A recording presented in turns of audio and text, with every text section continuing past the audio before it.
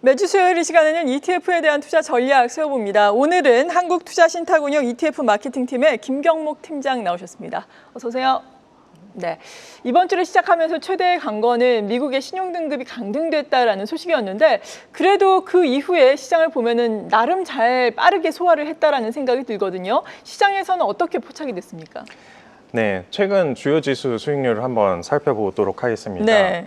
미국 증시는 신용등급 강등에도 불구하고 이 이슈가 이미 강등이 예견됐던 만큼 불확실성이 해소됐다는 인식이 확산되면서 주간 상승세를 이어갔습니다. 반면 먼저 미국 증시보다 먼저 마감됐던 한국이나 일본, 중국 등 아시아 증시 같은 경우는 무디스의 신용등급 강등 이후 통화, 채권, 주식 등 3대 자산이 동반 하락하는 트리플 약세가 재점화되면서 하락세를 보여왔습니다. 반면 대조적으로 유럽 증시는 영국과 EU의 관계 재설정 합의 속에서 주간 강보합 마감하였습니다. 네, 글로벌 증시의 주요 수익률 살펴봤는데 ETF 측면에서 보자면은 ETF 종목들은 어떤 종목들이 수익률이 좋았나요?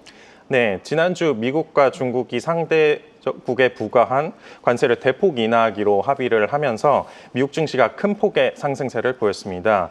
테슬라, 애플, 엔비디아, 메타, 그리고 아마존, 구글, 마이크로소프트 등 M7 기업들을 필두로 브로드컴, TSMC, AMD, 퀄컴 등 반도체주들도 일제히 급등을 했는데요. 그 결과 M7 기업에 집중 투자하는 에이스 테슬라 밸류체인 액티브 ETF가 1위에 에이스 엔비디아 밸류체인 액티브 ETF가 8위에 에이스 미국 주식 베스트셀러 ETF가 9위에 위치하였습니다. 또 플러스 글로벌 AI 인프라 ETF, 솔 미국 양자 컴퓨팅 탑10 ETF, 타이거 미국 AI 반도체 팹리스 ETF, 라이즈 미국 양자 컴퓨팅 ETF, 키움 미국 양자 컴퓨팅 ETF, 솔 미국 AI 반도체 칩메이커 ETF 등 다양한 반도체 ETF들이 2위부터 7위까지 순위를 나란히 기록했습니다. 또 재생에너지 산업과 전기차 기업에 투자하는 코덱스 미국 클린 에너지 나스닥 ETF도 기술주 상승에 힘입어 수익률 순위 10위를 기록을 하였습니다. 네. 그리고 다음으로 연초 이후 수익률을 한번 살펴보도록 하겠습니다. 네, 도널드 트럼프 미국 대통령 취임 이후에 얼마 전까지 이어졌던 관세 전쟁 등 불확실성 속에서도 조선산업과 방위산업 등 트럼프 2기 정부의 주요 정책 영향으로 보았을 때 방산주와 조선주들이 좋은 주가 흐름을 이어왔습니다. 이는 하나그룹 핵심 사업 부문과 맞물리면서 하나에어로스페이스, 하나오션, 하나시스템 등 하나그룹 주요 상장사들의 주가 상승으로 이어졌는데요. 그 결과 1위는 플러스 K 방산 ETF가 차지하였고 3위에 타이거 K방산 우주 ETF, 4위에 솔 K방산 ETF, 5위에 플러스 글로벌 방산 ETF, 8위에 플러스 우주항공 NUAM ETF 등 다른 방산 ETF들이 순위를 휩쓸었습니다. 방산주와 마찬가지로 또 조선주도 투자하는 솔 조선 탑3 플러스 ETF가 7위를, 타이거 조선 탑10 ETF가 9위를, 타이거 200 중공업 ETF가 10위를 차지하며 조선 테마도 같이 강세를 보였습니다. 네. 그 외는 하나그룹주 강세에 힘입어 2위에는 플러스 하나그룹주 ETF가 하나그룹주 강세에 더해 대선 후보들의 공약과 맞물리면서 태양광 업종들의 주가도 강세를 보이면서 플러스 태양광엔 ESS ETF가 6위의 순위를 기록을 하였습니다. 네, 아무래도 말씀하신 것처럼 뭐 태양광도 좋고 신재생 에너지와 관련된 정책에 대한 기대감이 상당히 크기 때문에 관련된 ETF의 수익률도 긍정적인 양상이었습니다. 그런데 개인 투자자 여러분들이 이런 ETF를 샀는지 궁금하거든요. 어떤 ETF들을 많이 샀습니까? 순매수 상위 ETF는요? 네, 주간 순매수 상위 ETF를 한번 살펴보시겠습니다. 주간 개인 순매수를 보시면 코스닥이 결국 반등할 것이라는 일부 개인 투자자들의 기대감이 반영되면서 코스닥 150 레버리지 ETF가 312억 원이 몰리는 등 1위를 기록하였습니다. 또 반면 4위에는 코덱스 200 선물 인버스 2X ETF가 2위를 기록하면서 일부 투자자들은 한국 증시 하락에 베팅하면서 이렇게 순위를 기록을 했고요. 또 주식시장 변동성이 확대되면서 불안감을 느낀 투자자들은 일부 파킹형 ETF에 자금을 투입을 했습니다. 그 결과 코덱스 CD금리 합성 ETF가 3위에, 라이즈 머니마켓 액티브 ETF가 7위에, 코덱스 머니마켓 액티브 ETF가 9위의 순위에 위치를 하였습니다. 또 글로벌 신용평가사 무디스가 미국의 신용 등급을 강등하면서 미국채 30년물 금리가 5%대를 터치하면서 미국 장기채 가격이 하락했는데요. 그 결과 에이스 미국 30년 국채 액티브 해지 ETF가 2위에, 타이거 미국 30년 국채 스트립 액티브 합성 H ETF가 5위에, 타이거 미국 30년 국채 커버드 콜 액티브 해지 ETF가 6위에, 코덱스 미국 30년 국채 액티브 해지 ETF가 8위에 위치하는 등 미국채 관련 ETF들이 자금이 몰렸습니다. 그리고 최근 국제 금값이 숨고르기를 하고 있는데요. 금 ETF의 차익 실현 매물이 좀 나오고 있습니다. 보시면 에이스 KRX 금연몰 ETF는 12회 순위로 최근 1주간에는 41억이 유입이 되었는데, 지난 3개월간을 보았을 때 개인 투자자들의 자금이 1,300억이 넘게 유입된 것을 비교해 봤을 때는 그 수치가 크게 줄어들었다고 볼 수가 있겠습니다. 네, 하나하나 좀 자세하게 짚어볼 필요가 있어 보이는데, 일단은 미국 주식형 ETF들 최근에 미국 지수도 역시나 반등에 성공을 하면서 빅테크를 담은 또 지수를 중심으로 한 ETF들이 상승률이 상당히 좋았잖아요. 이 부분을 지금 추세의 전환으로 봐야 할지, 단기적으로 눌림목 해소로 봐야 될지 어떤 관점으로 지켜보고 계신가요? 네, 최근 미국 주식형 ETF들이 반등 흐름이 눈에 띄고 있습니다.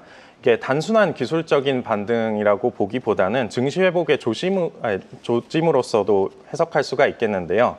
특히 이번 반등의 배경에는 미국과 중국의 관세 불확실성 완화가 크게 작용했다고 할 수 있겠습니다.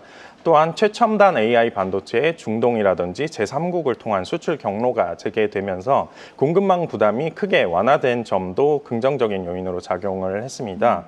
이 가운데 미국 증시의 강세는 AI 및 반도체 중심의 기술주들이 주도를 하고 있습니다. 엔비디아를 포함한 M7 기업들과 그리고 팔란티어, 또 그 외 미국 반도체 기업들의 설비, 장비, 소재 기업들까지 이렇게 주가가 고르게 상승하고 있는데요.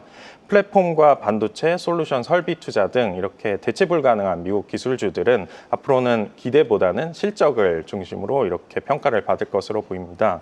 다만 유의할 점이 하나 있죠. 최근 미국의 국가 신용 등급 이슈가 다시 문제화가 되면서 그 여파로 셀 아메리카가 재점화가 된다면 그 가능성의 경우 지금의 증시 반등은 좀 반갑다고 볼 수 있겠지만 단기적으로는 변동성에도 좀 주의를 하셔야 되지 않을까, 이렇게 말씀을 드리고 싶습니다. 네, 이렇게 해외와 관련된 ETF 상품들 상당히 관심이 많고 인기도 많았는데, 사실 그동안은 워낙 약세 국면에서 환 오픈형에 또 가입을 하면 훨씬 더 수익률이 좋았을 겁니다. 하지만 최근에 뭐 간밤에 달러 인덱스가 100을 하회를 했어요. 이에 따라서 원화라든지 아시아 주요 통화는 강세 압력을 앞으로 받을 수 있겠는데, 그렇다면 이제는 뭐 환 해지 쪽보다는 어떤 ETF를 환 측면에서는 주목을 해야 할지 궁금하거든요. 어떻습니까? 네, 최근 달러가 약세를 이어가고 있는데 환해지 ETF에 대한 투자자들의 관심도 높아지고 있는 상황입니다. 특히 트럼프 대통령의 관세 정책과 더불어서 이게 미국 신용 등급 강등 이슈가 겹치면서 달러화의 가치가 급격하게 하락한 건데요. 이로 인해 같은 지수를 추종하는 ETF라도 환해지 상품의 성과가 환노출 상품보다 더 좋은 것을 보일 수가 있겠습니다.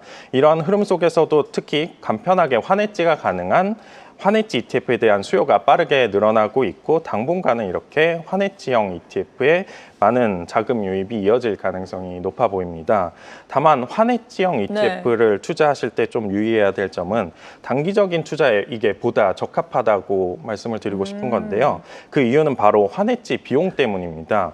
이게 이 비용은 단순히 ETF의 수익률에 영향을 주는 것을 넘어서 이게 기본적으로 양국의 금리 차이에 기반한 선물한 가격이, 즉 다시 미래 환율을 반영한 수치를 이렇게 반영하는 구조이기 때문에, 즉 장기적으로 환율이 반등한다든지 환율 방향성이 예상과 다르게 갈 경우 이렇게 비용은 비용대로 반영을 하면서 또 환해지 전략에 오히려 성과를 훼손할 수 있는 여지가 있습니다. 그렇기 때문에 다만 말씀드리고 싶은 거는 장기 투자 관점에서는 환노출형 ETF가 더 적합하다는 것입니다. 그렇기 때문에 환해지 ETF는 환율 흐름이 명확하게 약세로 보이는 시점에 단기적으로 대응하기 위해서 활용하시는 것을 것을 추천드리고자 합니다. 네, 그렇군요. 워낙 강세 국면에서는 환해지가 무조건 좋을 것 같은데 지금 환해지 비용 측면에서 보자면 이런 상품은 단기적으로만 보면은 좋겠다라고 말씀해 주셨습니다.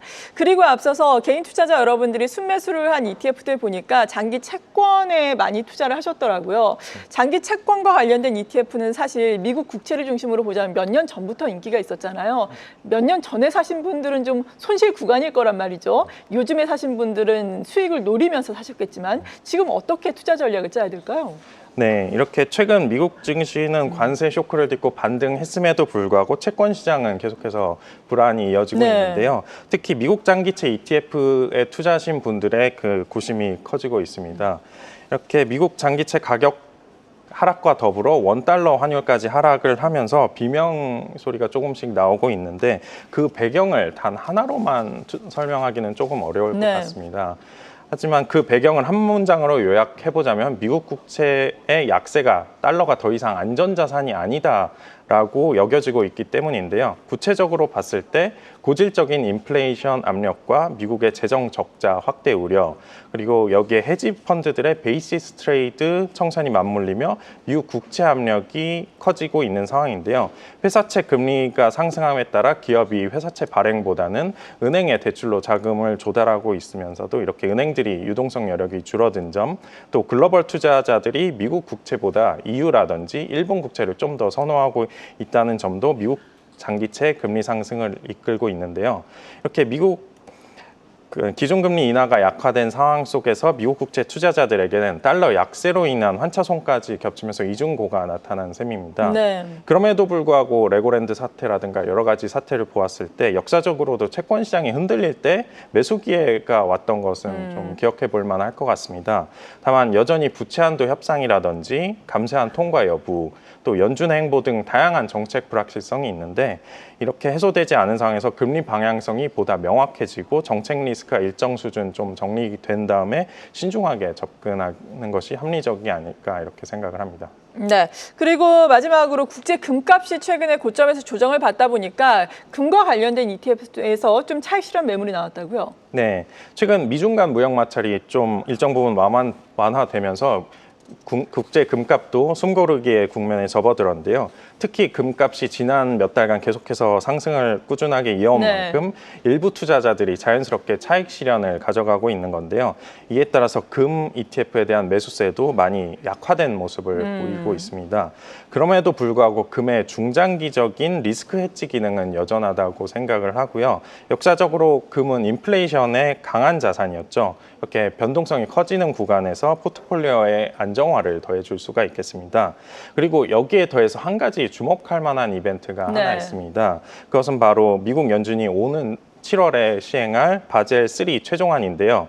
이 조치가 시행되게 되면 금은 공식적으로 유동성 자산으로 분류가 되게 되면서 제도권 내에서 위상이 높아지게 되고 이에 따라 은행 등 금융기관의 금 보유 유인이 확대될 가능성이 크다고 볼 수가 있겠습니다. 네. 또 금 파생 상품 시장에서의 수요가 실물 금 중심으로 이동할 가능성도 또한 높기 때문에 이러한 흐름은 향후 금 가격에 우호적인 요인으로 작용할 것이라고 생각하고 있습니다. 네. 그리고 마지막으로 저희가 앞서서 예고를 해드려서 대선 앞두고 있잖아요. 관련해서 유망하게 볼 수 있는 ETF 간략하게만 소개 들어볼까요?